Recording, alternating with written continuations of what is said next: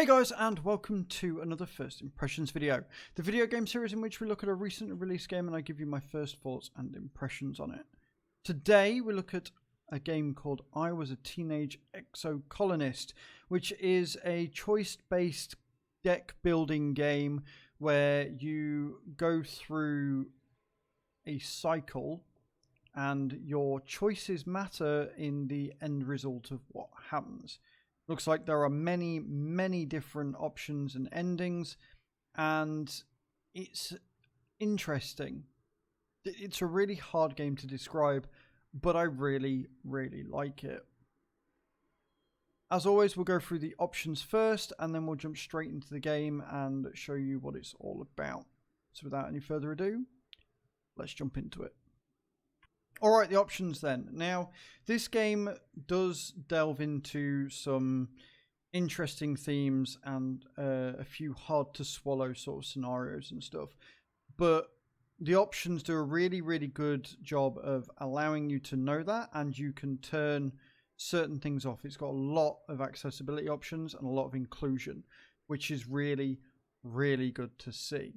So, what have you got? In general, you've got disable tutorial messages if you want to turn them on or off, hard card challenges on or off, skip card challenges, skip scene text, sort drawn cards, and running background. Now, if I had one sort of criticism, it's that it's off or on and it's a bit conflicting with the language used.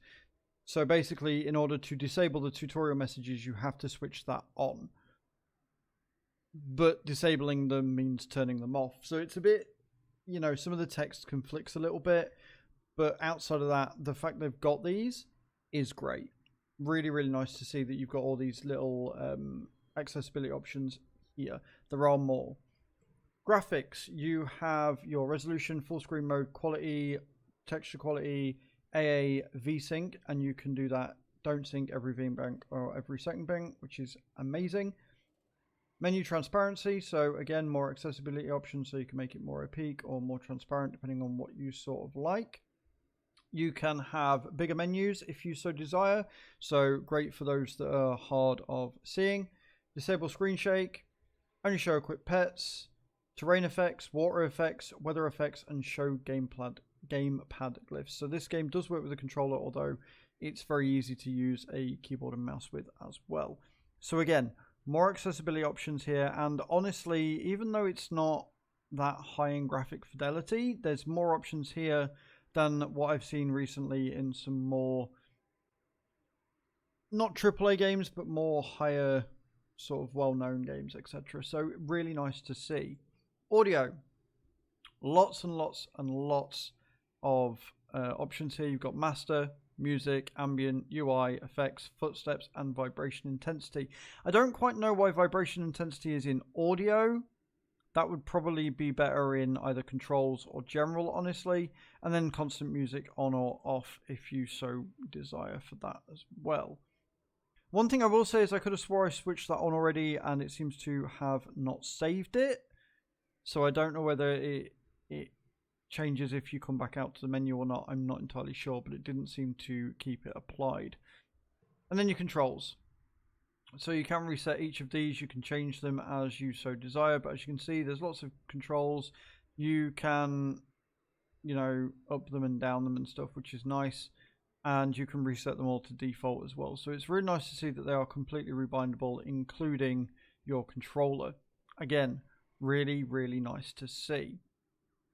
So overall, this graphics menu, fantastic. Really like it. A lot here. It is also worth noting that in the character creation screen, when you go through the story, you are also able to change your pronouns and if you are more masc or femme presenting. And it's done by a slider, which is really cool. Again, very inclusive, this game, and it's really nice to see.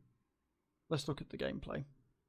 Alright, we're in the game. So there's a lot of information here to take in. You have a cycle here, and as you can see, they're each split up into quarters, and that will be a single year.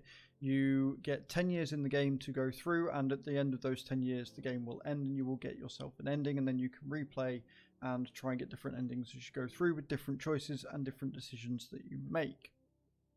You have this bar down here, which shows your different sort of skills as you go through and different things that you can learn. So you have your empathy, persuasion, creativity, and bravery in your social skills. You've got reasoning, organizing, engineering, and biology in your sort of brain skills, your knowledge, and then your toughness, perception, combat, and animals in your strength category. You have a friendship list here, which you can access with F, and this shows you your relationship with each people and all the different people that you can meet during the game. As you can see, we're on month 2, quiet, age of 10, and it gives you a bit of a description here as well.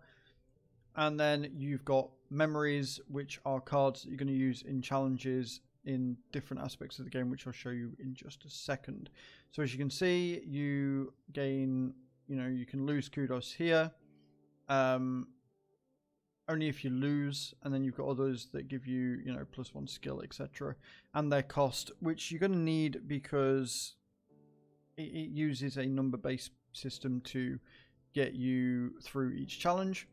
You've then got gear, so that will give you +1 to the first round of your challenges, etc.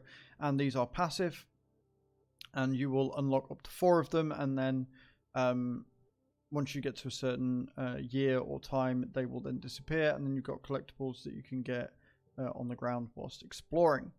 You have a number of different zones. You've got the actual colony here. You've got the engineering section, which is basically where you go to learn and stuff. You've got the armory here. You've got people that you can talk to, which I'm going to avoid doing because I don't want to hit spoilers. And there's different people on each sort of area that you can interact with. You've got your dad there and other stuff. And the more you talk with them, the more your relationship will develop as you go on.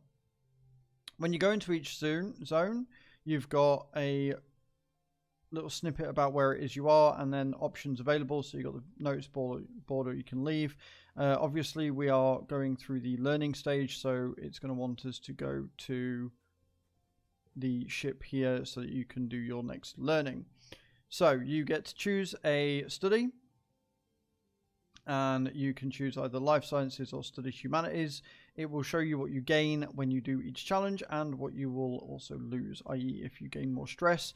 Once you are 100% stress, you will need to stop and take a month off to rest and reset, otherwise you can't do any more tasks. So we're going to choose humanities this time. And then it will give you a rundown of what it is you're doing. And then you will get your challenge. So as you can see, the goal is 9. We've got 1 + 1. And we can put 5 there, 1 there, 1 there. And we have 1. There you go. As long as you get more than 9, you win. If you end up with less than 9, you lose. No collectibles there. You've got your medallion there, which gives you your thing, and you collect it. And that is the challenge. And then obviously, as it gets harder, as you get older, the challenges will become much more difficult, and you will have to be a bit more smart with what cards you use and how you use them. And then it will give you a bit more story, and you will unlock and learn more. I really like this game. I think this game is very well put together. I think the art style is absolutely fantastic. I am trying to skip through so you don't get to see too much of this if you want to pause the screen as we go. And you will get options, and depending on what options you choose depends on how the story develops. So yeah, it's pretty good, and as you will see how your character develops over time and stuff.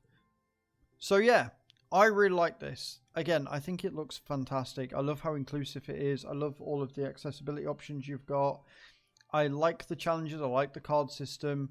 It's a lot to take in, but it's not too much to take in. The story is a little bit out there, but honestly, this game is fantastic, and I can see a want to replay. I can see the reason why you would want to play over and over again to see what different reactions you can get and how the story differs with each ending.